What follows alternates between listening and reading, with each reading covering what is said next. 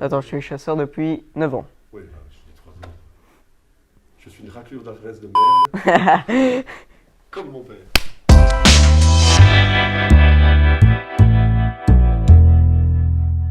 Salut, moi je m'appelle Arthur, je suis chasseur depuis 9 ans.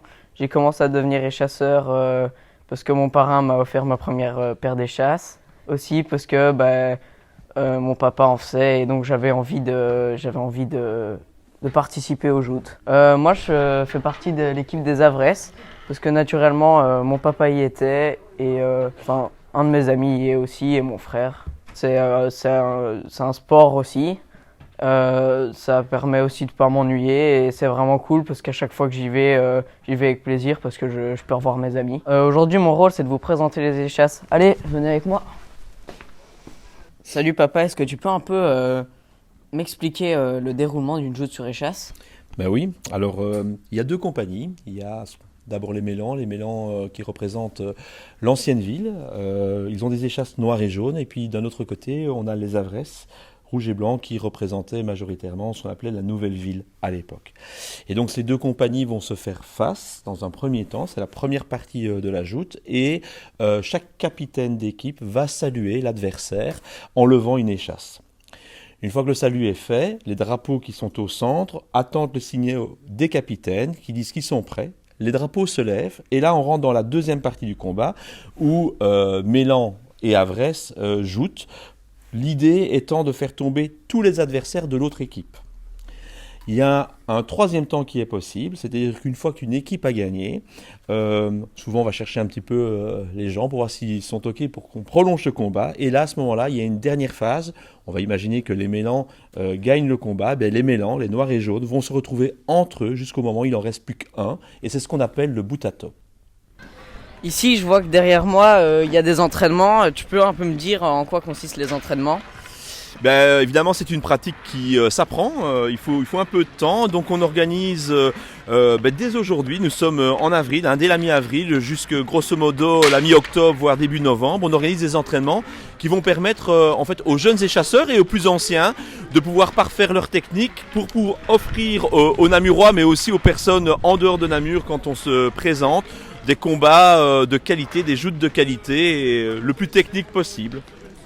Parrain, est-ce que je peux te déranger 2 minutes? Ah ouais, qu'est-ce qu'il y a Arthur? J'aimerais te poser quelques questions sur l'origine des échasses. Ah ouais, d'accord, d'accord. Est-ce que tu sais depuis quand les échasses sont apparues ici à Namur? En fait, ça fait super longtemps, depuis 1411 exactement, et on pense même que ça existait avant. Donc on est sûr que ça a au moins 600 ans. Je suppose qu'avant, il y avait moins ou plus de monde dans les joutes d'échasses et c'était peut-être pas la même chose. Est-ce que tu pourrais un peu m'en dire plus sur ça? Ah bah écoute, je suis sûr que ça va t'étonner, mais tu sais qu'à un moment donné, il y avait 1000 jouteurs chez les Avresses et 1000 jouteurs chez les Mélans. Donc ils étaient 2000 à se battre. Donc ça faisait quasiment 40% des hommes de Namur qui se combattaient dans le combat des chasses. Ça c'était au XVIIe siècle. Est-ce qu'il y avait déjà des femmes qui combattaient? Ah non, ça c'est une grande première qu'on a lancée l'année passée. Parce que jusque-là, il n'y avait jamais eu de jouteuse en fait, il n'y avait jamais eu de combattante. Est-ce qu'il y a des gens célèbres qui ont déjà vu une joute des échasseurs? Si tu savais, des gens incroyables. Donc, dans l'histoire, par exemple, il y a eu Napoléon, il y a eu Charles Quint, il y a eu Louis XIV. C'est que des gens, des personnalités hyper connues qui ont vu les échasseurs. Et encore de nos jours, quand les rois des Belges viennent de Namur, ils voient les échasseurs.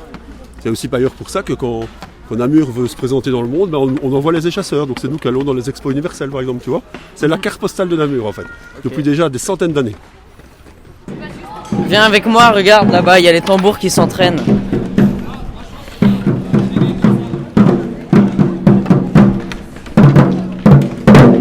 Salut! Salut Arthur. J'ai quelques questions à vous poser sur les tambours. Je t'en prie. D'abord toi Vincent, est-ce que tu sais depuis quand les tambours accompagnent les joutes d'échasse?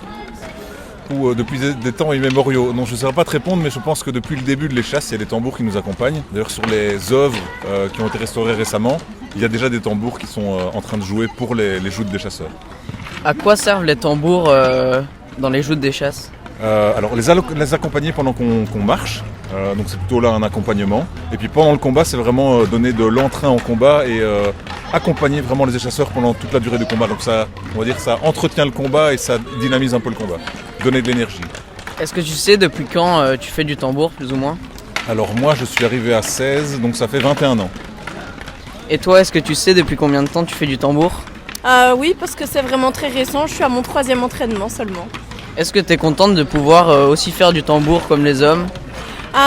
Oui, parce que déjà, qu'il y ait une joute féminine, je trouve ça fantastique. Et voilà, moi je trouve que c'est chouette. Le tambour est tout aussi important que les échasses. Et pour accompagner les filles, les soutenir et tout, je trouve ça important. Et comme je suis la seule pour l'instant, c'est un honneur. Salut Érudit, qu'est-ce que ça fait d'être une des premières jouteuses sur échasse? C'est une fierté globalement de l'avoir fait, mais je peux pas dire qu'avec le temps on s'y habitue un peu. J'ai vu qu'au combat de l'année passée, t'avais terminé 2e. Est-ce que t'es fière d'être arrivé là? On est fiers, je suis fière moi personnellement d'être arrivée 2e, mais on est aussi fiers tout en tant que groupe d'avoir pu faire ce premier combat.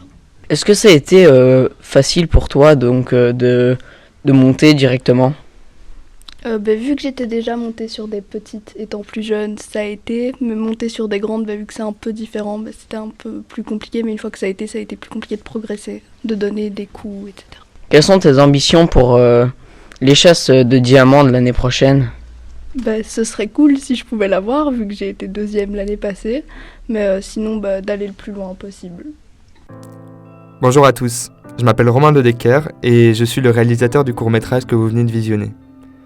Je dois bien avouer que je ne savais pas trop comment conclure ce court-métrage, alors j'aimerais remercier les échasseurs namurois pour leur accueil. C'est ce même accueil qui fait qu'aujourd'hui, j'ai décidé à mon tour de prendre les échasses. Aujourd'hui, après une année de travail, de tournage, de réflexion, je me retrouve à leur côté afin de perpétuer et de faire vivre le folklore namurois.